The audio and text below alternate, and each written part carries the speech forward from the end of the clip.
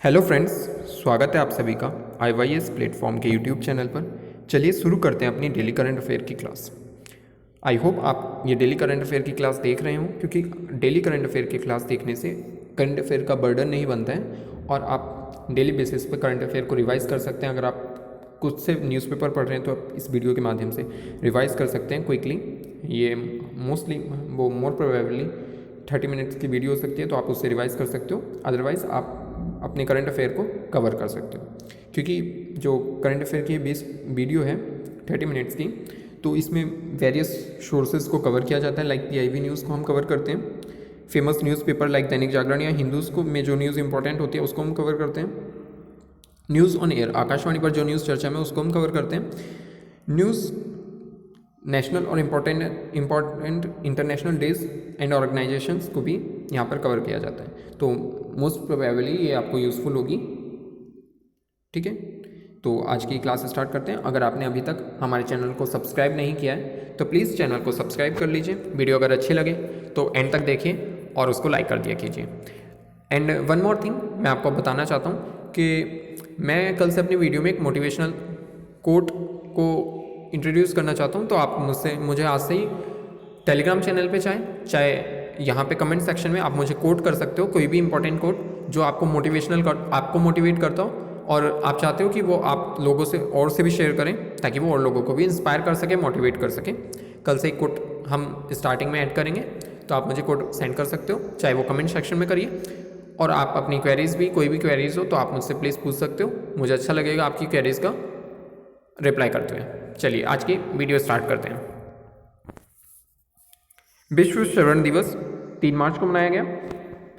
बहरेपन और श्रवण शक्ति को रोकने के बारे में जागरूकता बढ़ाने के लिए 3 मार्च को विश्व श्रवण दिवस के रूप में मनाया जाता है।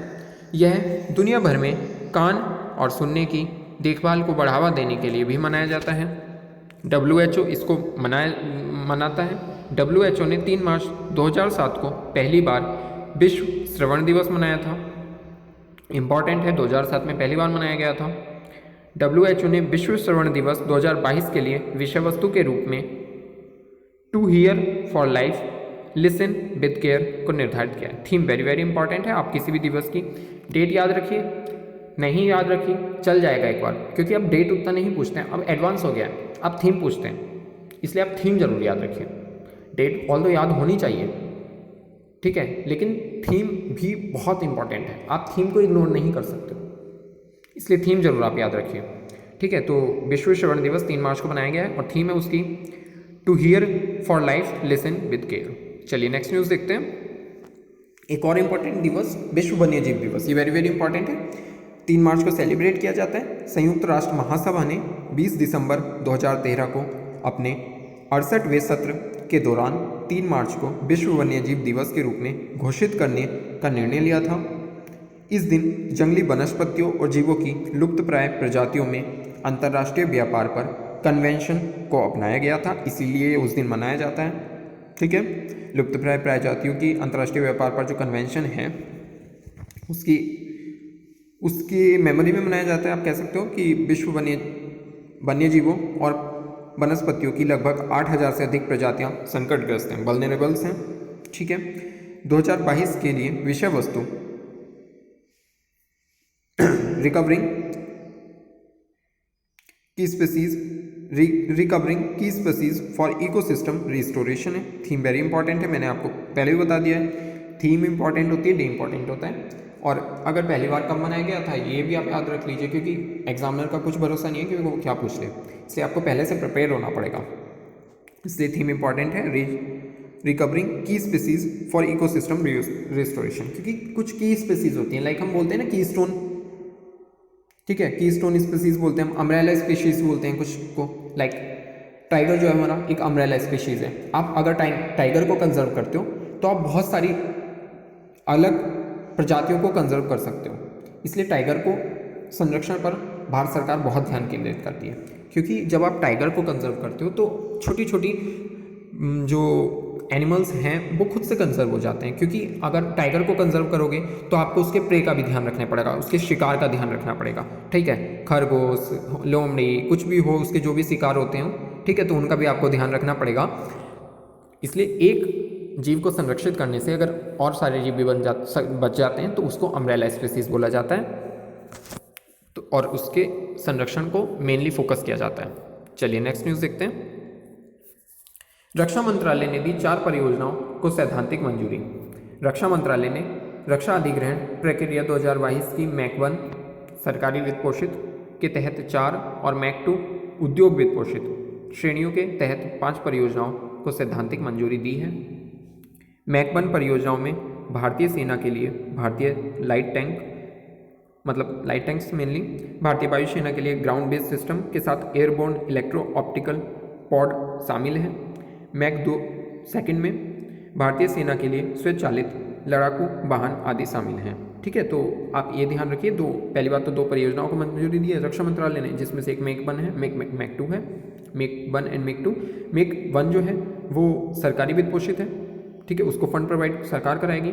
और मैक 2 जो है वो जो इंडस्ट्रीज़ हैं हमारी उनमें वो फंड प्रोवाइड कराएंगे। ठीक है, ये न्यूज़ इंपॉर्टेंट थी। नेक्स्ट न्यूज़ देखते हैं। अक्षय विधानी बने यशराज फिल्म्स के CEO। ये देख सकते हो आप, अक्षय विधानी जी। भारत के प्रमुख film production house Yash Raj Films ने घोषणा की है कि अक्षय विधानी को तुरंत प्रभाव से मुख्य कार्यकारी अधिकारी नामित किया जाए, मतलब किया गया है। अक्षय ने हाल ही में senior BP finance and business affairs और हेड ऑफ ऑपरेशंस YRF यानी कि यशराज फिल्म्स स्टूडियो के रूप में काम किया है। वह 17 साल से YRF के साथ जुड़े हुए हैं। ठीक है, तो अब ये CEO बन गए हैं। विश्व स्तर पर अरबपतियों की आबादी में भारत तीसरे स्थान पर है, नाइट फ्रैंक ने ये बताया है। 2021 में अल्ट्रा हाई नेट बर्थ वाले व्यक्तियों की संख्या में वैश्विक स्तर पर 9.3% की वृद्धि हुई है। 2021 में अरबपतियों की आबादी के मामले में भारत अमेरिका और चीन के बाद तीसरे स्थान पर है। ठीक है, इससे ऊपर सिर्फ अमेरिका और चीन है। नाइट फ्रैंक के द वेल्थ रिपोर्ट 2022 के नवीनतम संस्करण के अनुसार वर्ष 2021 में भारत में UHNWI $80 मिलियन या अधिक की शुद्ध संपत्ति की संख्या में ईयर ऑन ईयर 11% की वृद्धि हुई है। ठीक है, तो आपको पता होगा कि इनइक्वालिटी इंडिया के अंदर बहुत ज़्यादा है। ठीक है, इसके कुछ लोग बहुत ज़्यादा अमीर हैं और वो बहुत मिनिमम परसेंटेज है कि उसके 1% उसको मेनली बोला जाता है कि 1% लोगों के पास बहुत बड़ी संपत्ति है और मोस्टली इसके जो है 50% से ज़्यादा आबादी इसकी बहुत ज़्यादा करीब है। तो इसलिए इनइक्वालिटी बहुत है, जबकि इक्वालिटी होनी चाहिए समाज में। चलिए नेक्स्ट न्यूज़ देखते हैं। फ्यूचर जेनराली ने पालतू कुत्तों के लिए शुरू की स्वास्थ्य बीमा योजना। इस न्यूज़ के बारे में जानते हैं। इससे पहले मैं आपको एक न्यूज़ और बताता हूँ। कल की वीडियो में आपने वीडियो अगर देखी हो, कल की वीडियो में एक न्यूज़ थी, चेन्नई में भी कुत्तों के लिए एक एम्बुलेंस सर्विस शुरू की गई थी। ठीक है, अब इस न्यूज़ के बारे में जान लेते हैं। Future generally India insurance company limited ने FG dog health cover launch करने की घोषणा की है। यह पालतू कुत्तों के लिए एक व्यापक स्वास्थ्य बीमा है। इसने उद्योग का पहला इमरजेंसी पेट माइंडिंग कवर भी लॉन्च किया है। बीमा पॉलिसी में विशाल नस्लों के लिए 6 महीने से 4 वर्ष की उम्र के पालतू कुत्ते शामिल हैं, जबकि छोटी, मध्यम और बड़ी नस्लों के लिए 7 साल तक के पालतू कुत्ते शामिल हैं। ठीक है, तो जो पेट लवर्स हैं, एनिमल्स लवर हो या फिर पेट लवर्स मेनली जो डॉग्स लवर हैं, तो उनके लिए एक बड़ी अच्छी न्यूज़ है कि उनके कुत्तों के लिए भी बीमा पॉलिसी आ रही है। ठीक है, इंश्योरेंस करा सकते हैं अपने डॉग्स का, वो इंपॉर्टेंट न्यूज़ है। चलिए नेक्स्ट न्यूज़ देखते हैं। एक उच्च स्तरीय समिति ने दी 5 राज्यों को केंद्रीय सहायता की मंजूरी। अमित शाह जी को देख सकते हो आप, केंद्रीय गृह मंत्री अमित शाह जी की अध्यक्षता में उच्च स्तरीय समिति ने, हाई लेवल कमेटी ने 5 राज्यों को 1664 करोड़ रुपए से और एक केंद्र शासित प्रदेश को 17.86 करोड़ रुपए की अतिरिक्त केंद्रीय सहायता को मंजूरी दी है। ये राज्य या केंद्र शासित प्रदेश आंध्र प्रदेश है एक पहला, दूसरा हिमाचल, तीसरा कर्नाटका, महाराष्ट्र एंड तमिलनाडु 4 एंड 5 और पांडुचेरी एक UT है। केंद्र शासित प्रदेश कुल मिलाकर 5 राज्यों और एक केंद्र शासित प्रदेश को ये सहायता दी गई है। इन्हें राष्ट्रीय आपदा प्रतिक्रिया कोष यानी कि NDRF national disaster relief fund के तहत मंजूरी दी गई है। नेशनल डिजास्टर रिलीफ फंड कब बना था आप प्लीज़ मुझे कमेंट सेक्शन में बताइए, नहीं तो मैं नेक्स्ट वीडियो में, कल की वीडियो में बता दूंगा। आप मुझे कमेंट सेक्शन में बताइए प्लीज़। चलिए नेक्स्ट न्यूज़ देखते हैं। इलेक्ट्रॉनिक्स मैन्युफैक्चरिंग को बढ़ावा देने हेतु RIL सनमीना कॉरपोरेशंस ने बनाया JV जॉइंट वेंचर। सनमीना कॉरपोरेशन और रिलायंस इंडस्ट्रीज लिमिटेड की पूर्ण स्वामित्व वाली सहायक company Reliance strategic business ventures limited ने एक संयुक्त उद्यम में प्रवेश किया है। वे भारत में इलेक्ट्रॉनिक मैन्युफैक्चरिंग हब बनाएंगे। RSBVL के पास संयुक्त उद्यम इकाई में 50.1% इक्विटी हिस्सेदारी होगी, जबकि शेष 49.9% हिस्सेदारी सनमीना के पास होगी। अब आप ये सोच रहे होंगे, मैं एक इंटरेस्टिंग बात आपको कॉमेडी सी बात बताता हूँ कि 50.1 ही लेने की क्या जरूरत है रिलायंस को, ठीक है। तो इसका क्या है मतलब, रिलायंस ये कह सकता है कि भाई मेरी 50% से भी ज़्यादा साझेदारी है उसमें, इसलिए उसने 50.1 लिया। अदरवाइज वो 50 ले सकता था, तो उसे बोलना पड़ता कि मेरी 50% साझेदारी है। अब वो क्या बोलेगा, 50% से भी अधिक साझेदारी है मेरी, इसलिए रिलायंस ने बहुत इंटेलिजेंट है, उन्होंने 50.1% हिस्सेदारी ली है। चलिए नेक्स्ट न्यूज़ देखते हैं। अच्छी बात है, ऐसा करना चाहिए बिजनेस के अंदर। नेक्स्ट न्यूज़ देखते हैं। पेटीएम ने की अनारक्षित प्लेटफॉर्म टिकट के लिए IRCTC के साथ साझेदारी। पेटीएम ने घोषणा की है कि उसने भारतीय रेलवे, खानपान और पर्यटन निगम के साथ अपनी साझेदारी का विस्तार किया है। वह रेलवे स्टेशनों पर स्थापित स्वचालित टिकट बेडिंग मशीनों के माध्यम से उपभोक्ताओं को डिजिटल टिकटिंग सेवाएं प्रदान करेगा। पहली बार भारतीय रेलवे UPI के माध्यम से टिकट सेवाओं के लिए डिजिटल भुगतान करने का विकल्प प्रदान कर रहा है, ठीक है। तो ये भी इंपॉर्टेंट न्यूज़ है, डिजिटल में होना भी चाहिए। अगर हम डिजिटल की और मूव करते हैं तो रेलवे को भी डिजिटल होना चाहिए। लेकिन साथ ही साथ इसमें देखिए, मैं इसको जरूर इंसिस्ट करूँगा कि इसमें साथ ही साथ ये नहीं होना चाहिए जैसे कोविड के टाइम पर करा था कि टिकट काउंटर पे टिकट मिलेगा ही नहीं। ये बहुत गलत स्टेप था, क्योंकि आज के टाइम पर भी हमारे यहाँ, हमारे इंडिया में लोग उतने अभी डिजिटली लिटरेट नहीं हैं, कंप्लीटली लिटरेसी नहीं है, तो डिजिटली लिटरेस कैसे होंगे वो। उन्हें बहुत बड़ी दिक्कत आई थी, उनके साथ बहुत बड़े फ्रॉड भी हुए हैं, उनसे बहुत पैसे भी ठगे हैं, महंगे टिकट बेचे हैं ऑनलाइन बुकिंग करके लोगों ने, ऐसे टाइम पे फ़ायदा उठाया। तो इसलिए ये बहुत गलत स्टेप था। डिजिटलाइजेशन होना चाहिए, लेकिन बाउंडेशंस नहीं होनी चाहिए। दोनों सुविधाएं अवेलेबल होनी चाहिए थी उस टाइम पे भी। ऑल्दो अब ऐसा नहीं है कि कंपलसरी आपको ऑनलाइन ही करना पड़ेगा, दोनों आपके पास विकल्प मौजूद हैं, बट उस टाइम पे भी ये नहीं होना चाहिए था। चलिए नेक्स्ट न्यूज़ देखते हैं। हिमाचल प्रदेश सरकार करेगी पुरानी पेंशन योजना को बहाल करने के लिए एक पैनल का गठन। बहुत ही अच्छा स्टेप है। पुरानी पेंशन स्कीम बहुत अच्छी थी, पता नहीं क्यों सरकार ने नई पेंशन स्कीम लाई बर्बाद से। हिमाचल प्रदेश के मुख्यमंत्री जयराम ठाकुर ने घोषणा की है कि राज्य में पुरानी पेंशन योजना को बहाल करने के लिए एक समिति का गठन किया जाएगा। इसकी स्थापना मुख्य सचिव राम सुभाग सिंह की अध्यक्षता में की जाएगी। देश में सरकारी कर्मचारियों के लिए पुरानी पेंशन योजना 1 अप्रैल 2004 से बंद कर दी गई और नई राष्ट्रीय पेंशन योजना लागू की गई थी। चलिए नेक्स्ट न्यूज़ देखते हैं। डिजिटल परिवर्तन के लिए महिंद्रा ने की गूगल क्लाउड के साथ भागीदारी। महिंद्रा ग्रुप ने अपने अगले चरण के व्यवसाय विकास को बढ़ावा देने के लिए अपनी डिजिटल परिवर्तन रणनीति के हिस्से के रूप में गूगल क्लाउड के साथ भागीदारी की है। महिंद्रा ने, आप याद रखें, इस समझौते के तहत महिंद्रा ग्रुप डिजिटल डेटा और क्लाउड सेंटर ऑफ एक्सीलेंस, जिसे महिंद्रा डिजिटल इंजन कहा जाता है, गूगल क्लाउड के बुनियादी ढांचे और उन्नत डेटा एनालिटिक्स सेंटर तकनीक का उपयोग करेगा। चलिए नेक्स्ट न्यूज़ देखते हैं।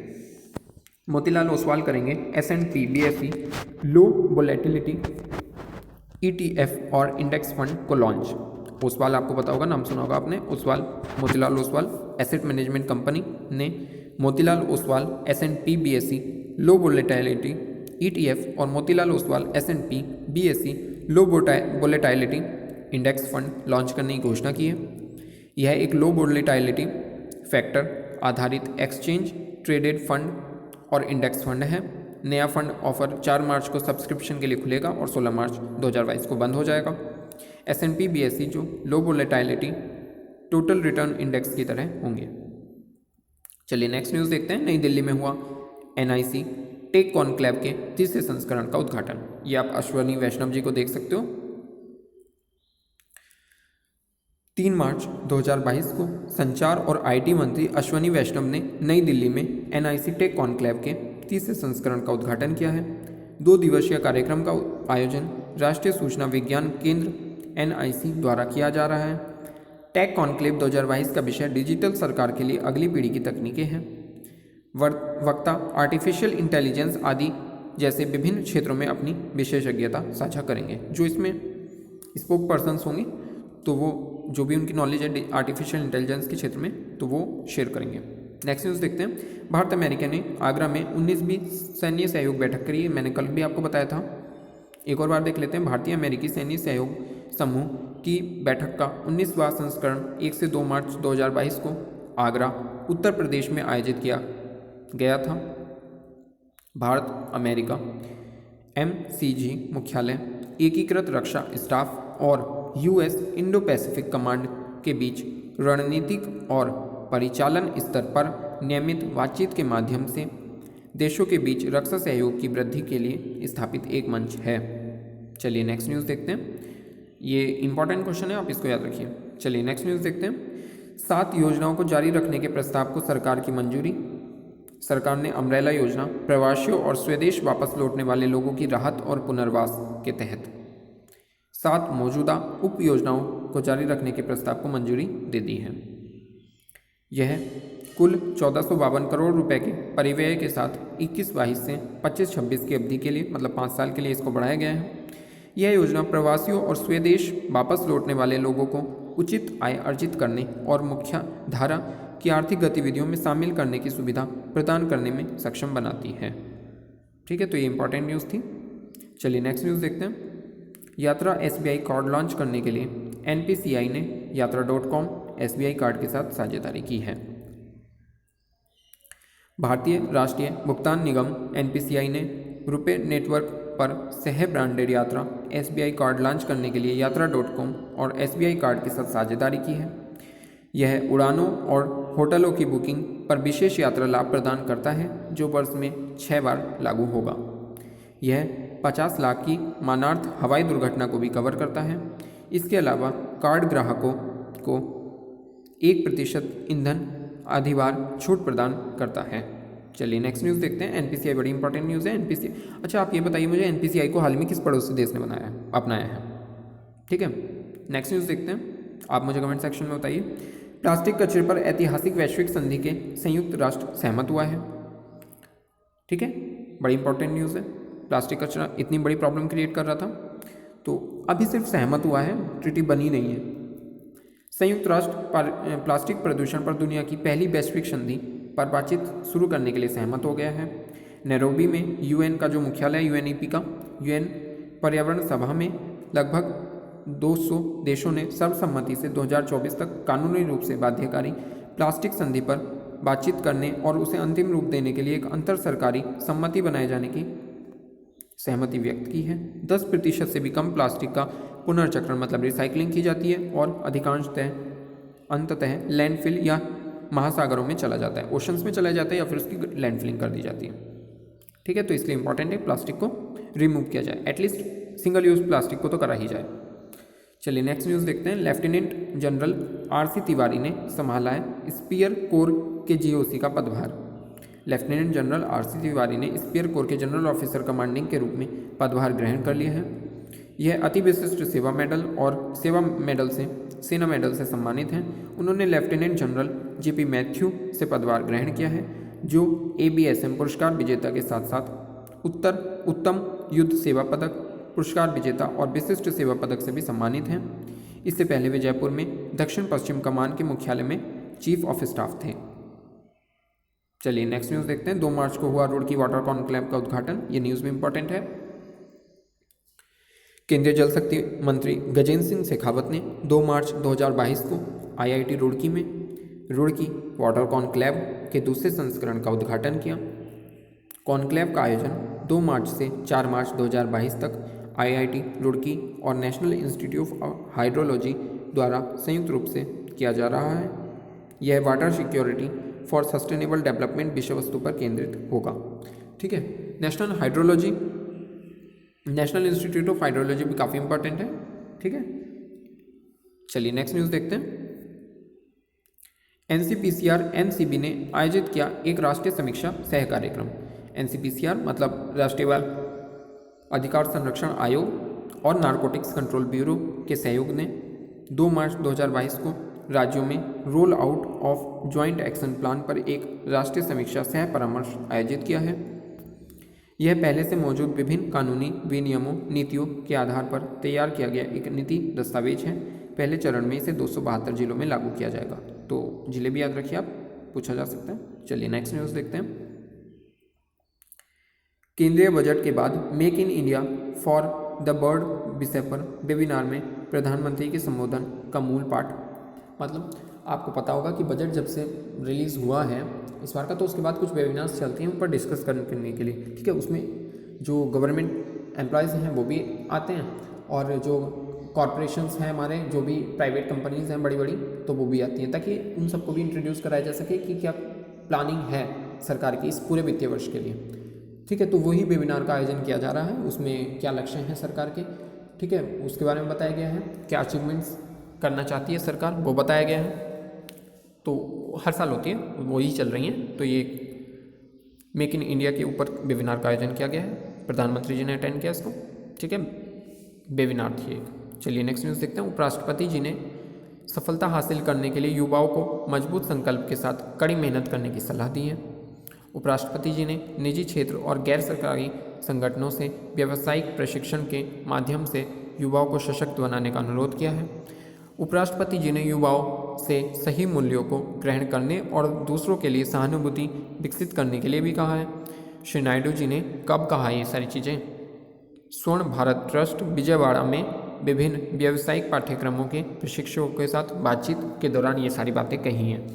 प्रधानमंत्री जी, उपराष्ट्रपति जी, राष्ट्रपति जी कहीं भी जाते हैं तो वो इंपॉर्टेंट हो जाते हैं, तो प्लीज़ इसको आप याद रखें, बातें कब कहीं, और ये बड़ी इंपॉर्टेंट लाइन्स हैं, ठीक है। युवाओं के लिए हो चाहे वो किसी के लिए भी हो, कड़ी मेहनत बहुत मस्ट है, कड़ी मेहनत करना, हार्डवर्क करना। चलिए नेक्स्ट न्यूज़ देखते हैं। श्री सर्बानंद सोनोवाल ने मिजोरम में प्रमुख स्वास्थ्य क्षेत्र को प्रोत्साहन देने की घोषणा की।